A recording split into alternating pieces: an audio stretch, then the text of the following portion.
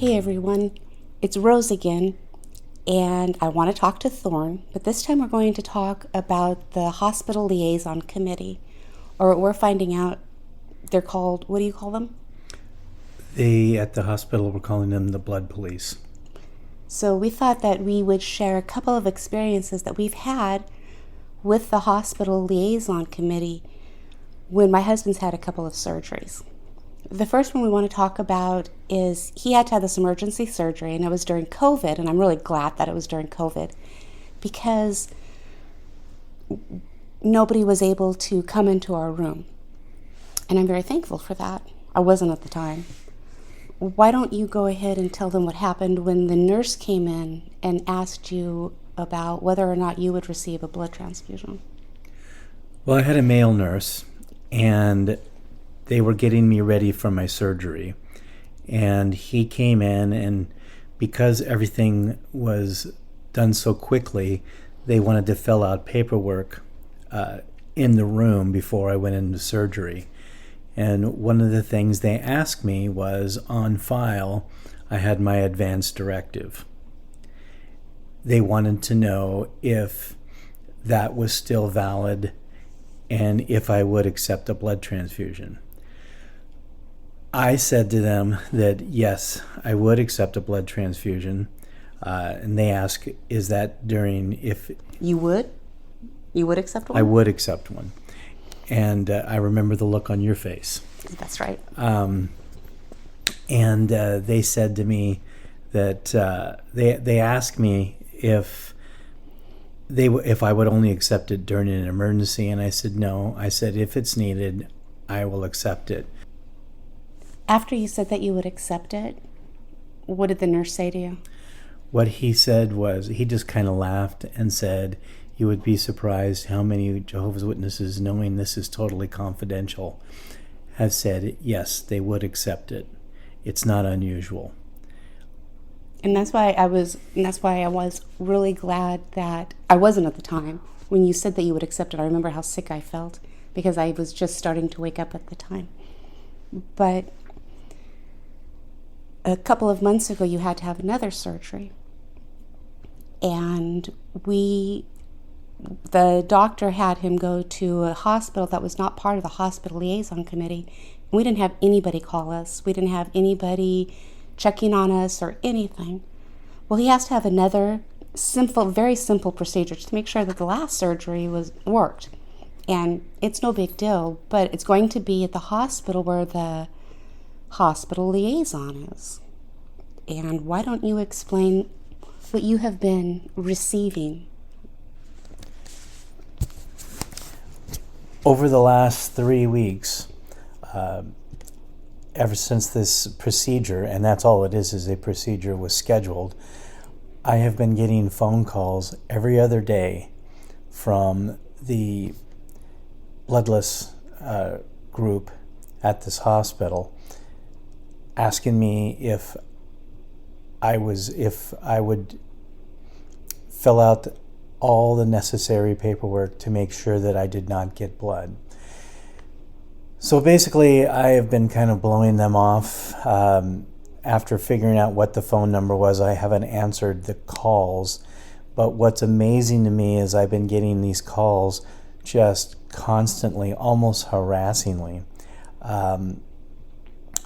What did they finally say when the last time you received the message, because you had not called them back, or what did they say to you? Well, it was almost threatening.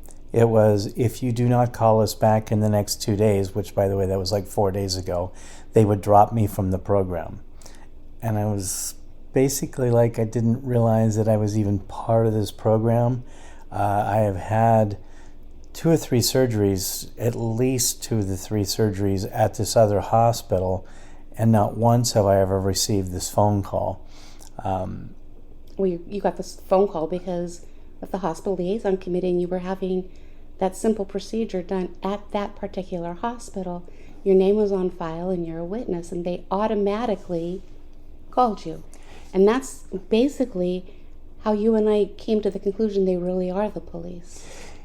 Yeah, and that's absolutely true. I mean, I started getting these phone calls, and by the way, this procedure does not require any blood. It's a very, very simple procedure, but because my name popped up, I literally started getting these phone calls, like I said, every other day. So let's say that they contacted our brothers. Can they contact the ones at the Kingdom Hall? No, they cannot. There's a thing called HIPAA law that they cannot contact, they cannot let them know anything.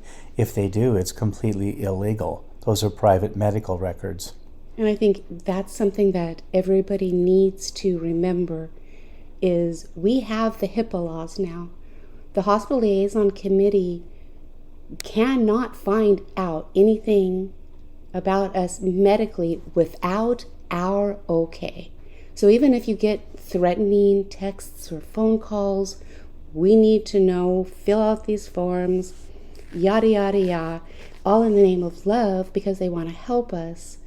It's basically a form of, I don't know, correct me if I'm wrong, I think it's just a form of control that they're exerting into something that's none of their business, our personal health. It absolutely is control. The phone calls I've been getting, as I said, were almost threatening that I needed to get this taken care of or they would drop me. And in my mind, I'm thinking, this is just a procedure. Are they doing this to everyone? And I'm sure they are. Anybody's name that comes across that they know as a witness, and that's what they're there for. That's exactly what they have that whole department at that hospital for, is anybody's name that comes across that comes up as one of Jehovah's Witnesses, guess what? They're notified, or they notify them. I don't even know how do they do that, do you think? To tell you the truth, I have no idea. These the records are supposed to be private. I'm going to wait to see if this gets passed on to anybody. It is completely illegal if it is. Yeah. Well, anyhow, I just wanted to share this little thing that we're dealing with right now that I think many other people have had to deal with too.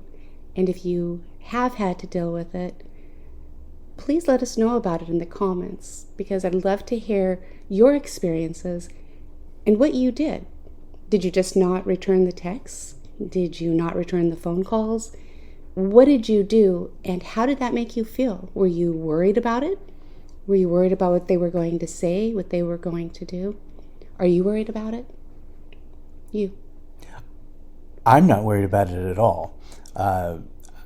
As I said, I'm just now ignoring the phone calls. The only thing that I hope doesn't happen is when I go in for this procedure that they aren't waiting there to have me fill something out. What will you do if there are people in the room and they do want you to fill things out with them right there? What if one of the people that we know from the department comes down and talks to you when you're in the hospital room waiting? No thank you, no comment. You really think you're going to get away with that? They have no choice.